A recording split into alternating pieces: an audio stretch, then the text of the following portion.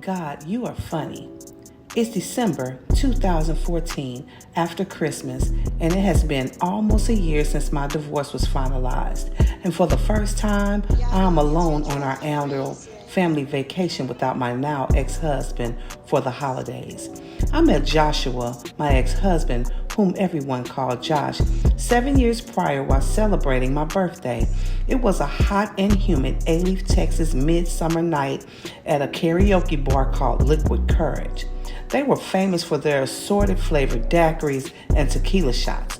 The name was ever so fitting because after a couple of drinks, everybody thought they were either Whitney Houston or Luther Vandross. They were singing all loud and all off key with no fear, but not my twin sister Destiny and I. The Star sisters didn't have that problem because we had been blessed with angelic vocal abilities that were passed down from us from our parents, Dr. Tars Devereaux and David Starr, better known as Teacup and Copeland. Whenever they would pick up the microphone to sing, the crowd would go crazy, especially when that Dynasty was singing. It was no secret that I could sing, but that girl, she could sing. I've seen her make grown men cry with that voice. To hear her was magical. She commanded the stage with every melodic note like no other.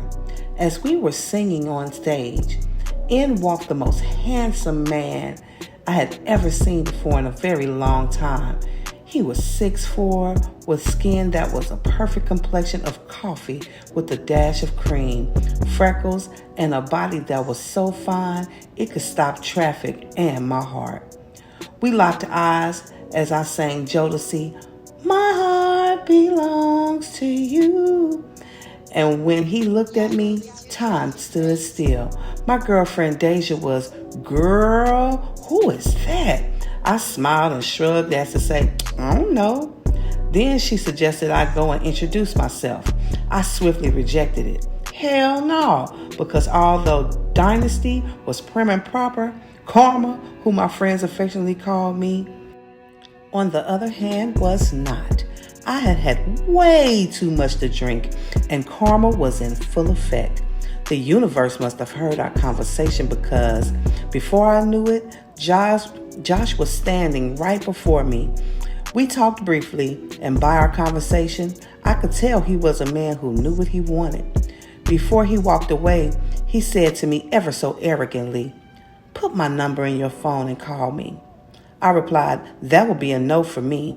If you're serious and really want to get to know me, take my number and call me." I followed that with, "I'm having my finale birthday bash at Club Range Rover this Saturday at 8 p.m. if you're interested. I'll see you there." He looked at me ever so intrigued, smiled, and said, "Oh, so that's how you do it." I smiled back and said, "It's a Leo thing." Then he said, "Man, you're beautiful and funny too. I like that."